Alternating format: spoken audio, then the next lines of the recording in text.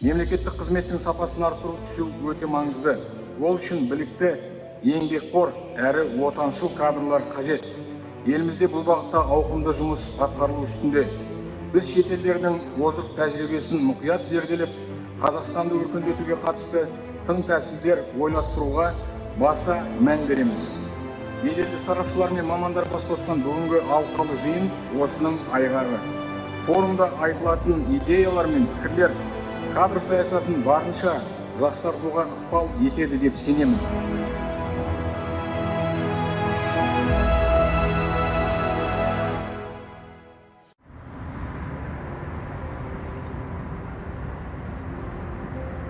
Қазіргі таңда біз өзіміз осы HR институттың ішінен жаңағы жасанды интеллектіні дамыту, жасанды интеллектті енгізу бойынша лаборатория аштық. Олдар лаборатория өзінің жұмысын қазір таңда бастап кетті. Нәтижесін осы жылдың аяғына дейін көреміз деп отырмыз.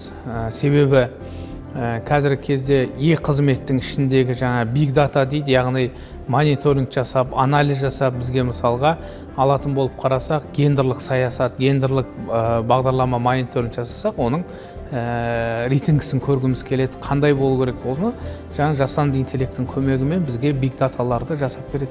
Немесе жаңағы подбор дейді, бізде жаңағы жасақтау, резервке жасақтау, алдағы уақытта болатын вакансияларға, бос лауазымдарға адамдарды қарастыру мамандықтарына сай. Сол кезде біздің осы жасанды интеллект арқылы біз мамандардың қай салада қандай екен рейтингтерін анықтап, сол бойынша жасауға болады. Және де тағы бір мәселе, біз қазіргі қарап жатқан ол IQ, EQ, SQ тесттерінің құндылықтарын бағалау, яғни адамдардың нәтижесін көру, қаншалықты олардың жұмыс жасайтын.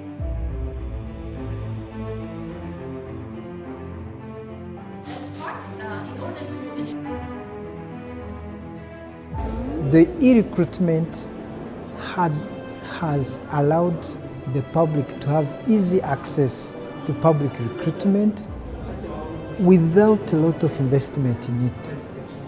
You can access the system wherever you are.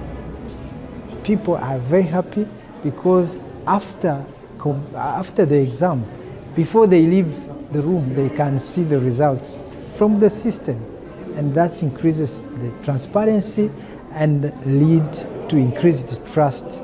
In Korea, we have developed HRD platform in 2021, and it collects a lot of learning materials from private sector and public sector into one platform.